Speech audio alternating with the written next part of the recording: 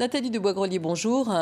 Vous êtes autrice de plusieurs livres sur la parentalité bienveillante. Vous êtes également donc coach parental. Alors pourquoi cette question de la violence éducative reste-t-elle toujours taboue aujourd'hui ? Eh bien parce que dans notre quotidien, on a du mal à imaginer qu'un parent peut être mauvais ou peut avoir des mauvaises pratiques. Parce que derrière, nous avons tous des très bonnes intentions. On a envie de donner beaucoup d'amour et on n'a pas forcément conscience de nos carences, de nos manques en tant que parents. On a du mal peut-être à écouter nos propres besoins et être attentif à notre manque de sommeil, à notre stress. Et puis il y a cette idée que on désire un enfant, on aime un enfant et donc une mère ne peut être que bienveillante et maternante. On a pu constater ces 20 dernières années qu'il existait le burn-out parental, qu'il existait la dépression post-naissance. C'était des choses dont on n'avait pas conscience et qui montrent que être mère ou père, ce n'était pas du tout une évidence et que l'homme est particulier, il a besoin en fait de tout apprendre. Apprendre à se nourrir, apprendre à faire attention à son hygiène corporelle, apprendre aussi les relations amoureuses. Donc être un bon parent, finalement, ça peut s'apprendre. Oui, ça s'apprend. Et ce qui est intéressant, c'est de revisiter son histoire en prenant bien conscience que nos parents ont toujours l'intention de faire au mieux dans une époque donnée. Quand je dis une époque donnée, c'est-à-dire qu'il y a 30 ans, il y a encore même 10 ans, la fessée était d'usage. Qui aime bien châtie bien, hein, et les petites phrases automatiques montrent que c'était, comment dirais-je, dans une intention positive. Voilà, donc la loi est passée en 2019, voilà. Mais bon, ça ne va pas tout révolutionner. Non, mais ça permet de faire une prise de conscience collective. Ça permet aussi de prendre conscience que les violences dites les VO ordinaires, qu'elles soient physiques, je tire l'oreille, je donne une petite claque, ou les violences dites psychologiques, je menace, je prive de nourriture, j'humilie, ont des conséquences psychologiques et physiques sur l'enfant. Ça interfère sur la qualité des apprentissages à l'école. Ça, comment dirais-je, favorise les violences et l'agressivité auprès des enfants dans la fratrie ou à l'école.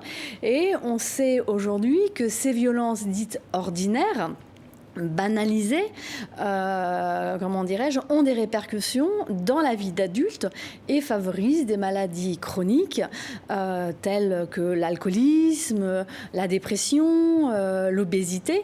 Et donc, ce sont des enjeux de société importants qui apportent donc vraiment... c'est des enjeux de santé publique, finalement. De santé publique aussi. Voilà. Alors, suite donc à cette loi qui a été votée en 2019, très en retard quand même, la France dans ce domaine-là, on peut le souligner. 47 ans après la Suède, qui en 1979 a voté sa première loi dite anti-fessée.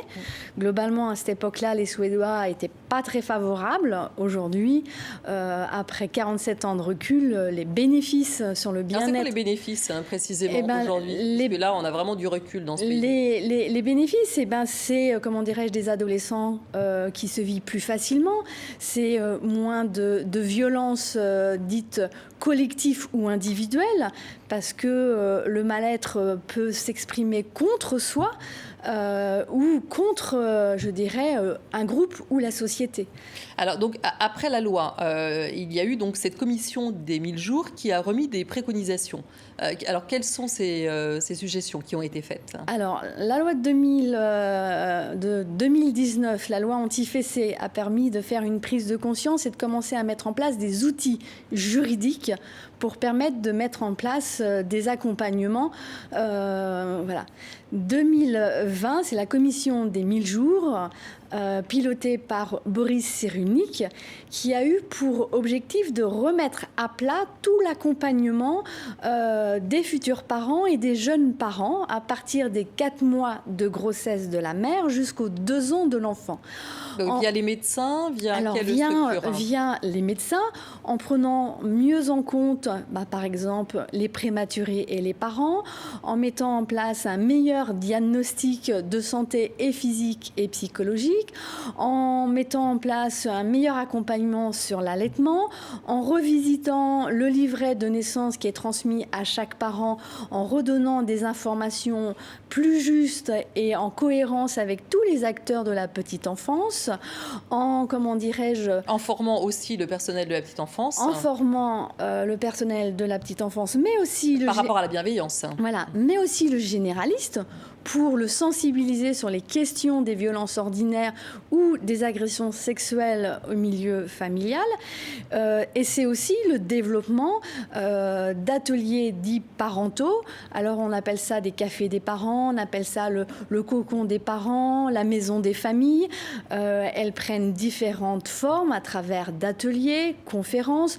Des fois c'est la CAF qui s'en saisit. Une autre fois, c'est l'intercommunalité de votre commune ou de votre intercommunalité. Donc on a bien compris qu'il y avait aujourd'hui vraiment la possibilité d'être un meilleur parent se formant mieux. Depuis une dizaine d'années, voire un peu plus, la parentalité bienveillante a émergé. Alors, c'est quoi cette bienveillance ? Alors, attention, bienveillance, c'est pas, une recette magique toute faite qui va faire... Et c'est quoi la bienveillance éducative ? La bienveillance, c'est, prendre une attention et un recul sur nos actions de parents et trouver l'équilibre entre les besoins de l'enfant et de ce qu'on sait aujourd'hui des différentes étapes de développement de l'enfant et nos propres besoins de parents. Voilà, c'est vraiment trouver cet équilibre et d'arrêter d'être en pilotage automatique pris par notre stress, nos émotions ou nos peurs de mal faire ou éventuellement notre désir de trop donner, et des fois trop donner nuit aussi à l'enfant. Merci beaucoup Nathalie Boisgrelier pour cet éclairage. Donc je rappelle le titre de vos livres qui sont parus chez Albin Michel. Élever ses enfants sans élever la voix, guide pratique de la bienveillance éducative. Et puis élever son ado sans baisser les bras, guide pratique de l'éducation positive, toujours chez Albin Michel. Ou encore Heureux à l'école, tout commence à la maison. Merci beaucoup. Merci.